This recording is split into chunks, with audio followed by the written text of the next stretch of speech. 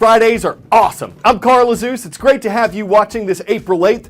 First up, we have an in-depth report for you. CNN recently got an exclusive interview with the head of the U.S. Terrorist Screening Center. It was created in 2003. It's an organization of several agencies run by the FBI. One of its jobs, to combine the U.S. government's information on potential terrorists into one list, and to help screen people who enter the U.S. or try to travel internationally on an airline.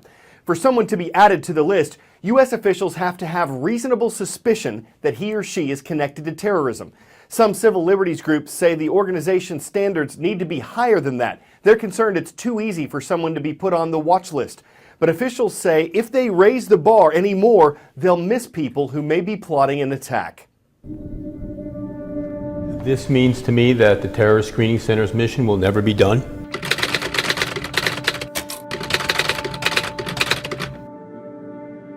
And it reminds us daily of the importance of what we do.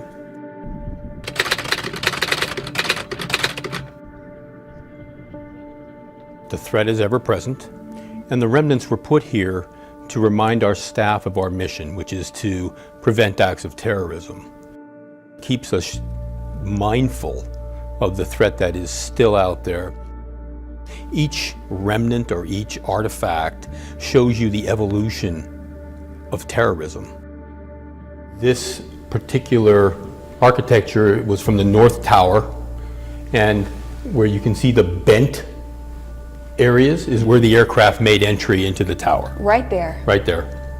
Every day you come in and say, we're not going to let this happen again. That cannot ever happen again.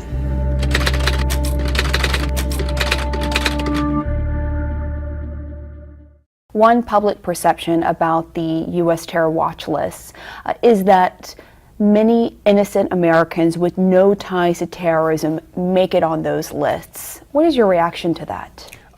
I know that is a perception, but it is an incorrect perception.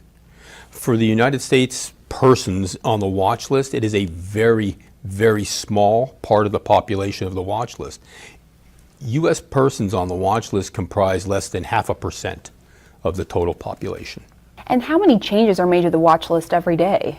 The watch list, I would just say for 2015, the watch list changed on an average of about 1,500 times per day, where in those 1,500 change transactions, some people were added to the list, some records were updated and modified, and some people were removed from the list. What are some of the frustrations from your perspective, being the head of these terror watch lists? It's concerning that our partners don't use all of our data. We provide them with tools, we provide them with support, and I would find it concerning that they don't use these tools to help screen for their own aviation security, maritime security, border screening, visas, things like that for travel.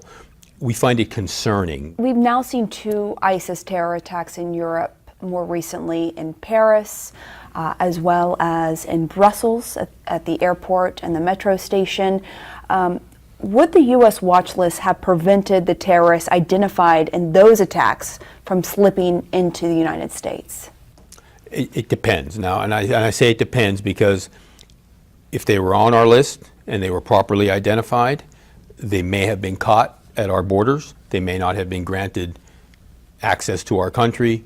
So I can say that I would hope that our screening network would have caught them. Nothing's 100% foolproof, I will tell you that. Did that information make its way into our watch lists? Did they share information prior to those attacks about these people? I'm just trying to get a sense of how that would work. We were aware of some of the people. Brussels right now is still on top of everyone's mind. We know of at least 2 bombers who are still on the run, possibly in Europe. How concerning is that to you, that these could be people who might want to make it into the U.S. if they haven't been publicly identified? It's very concerning, and that's where the awareness and the vigilance comes in. We rely on our partners to look for them, conduct investigations and operations that help us identify them. But in Europe, there are cases where perhaps information wasn't shared about someone because of privacy laws and because, how does that impact the terror watch lists? Well, it impacts the terror watch list in a way that our sharing may not be as broad or inclusive as it could be. There's so many people leaving Europe to go to Syria to train, unbeknownst to European officials, that then just come right back. I mean, what's stopping them from making it into the U.S.? It's highly concerning. We make sure that we know as much as we can, and we take that information and we use it the best we can to minimize threats to our communities. But we can't know everything all the time. Let's talk about the migrant crisis, because the U.S. is expected to take in tens of thousands of people over the next several years. Your job will be to ensure none of those people are terrorists and make it into the United States in collaboration with other intelligence partners. How sure are you that you will be 100% successful? Nothing's 100%. We will strive for the best we can. Nothing we can guarantee is at 100% level. Do you think that the screening process in place, though, is as rigorous as it can be to prevent terrorists from making it in? I'm pretty confident in us catching people who would try to come to this country for illicit purposes. But again, I can't say that we would be batting 1,000.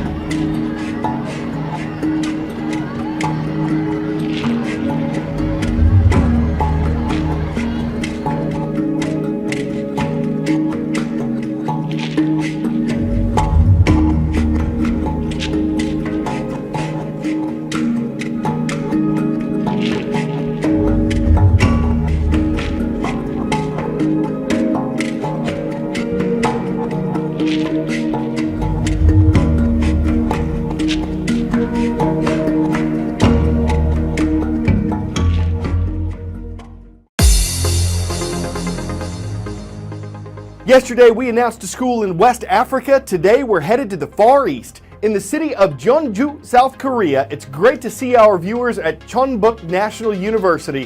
Thank you for watching this Friday. In the city of New York, in the state of New York, hello to the Lions. Columbia Grammar and Preparatory School is on the roll. And we're visiting some of our viewers in Texas. The Hornets are what the buzz is all about. They're at Hudson High School in Lufkin. You may want to sit down for this if you're not already. You see this chair? It's wooden. It's got some graffiti on it. It says Harry Potter. And it recently sold at an auction for $349,000. That's as much as a nice house. Why? Because this is the chair that author J.K. Rowling sat on while writing the first 2 Harry Potter books on her typewriter. To the auction's winner, Rowling wrote, quote, "My nostalgic side is quite sad to see it go, but my back isn't." Must have given her a shrinking back. Maybe it'd be better suited to a long bottom. But it makes you wonder, could the chair have sold for Voldemort? Someone probably had to Dumbledore budget and Snape a few competitors to Weasley their way into ownership. Right now, though, they're probably feeling pretty smuggle. Harry Potter puns, they're magical,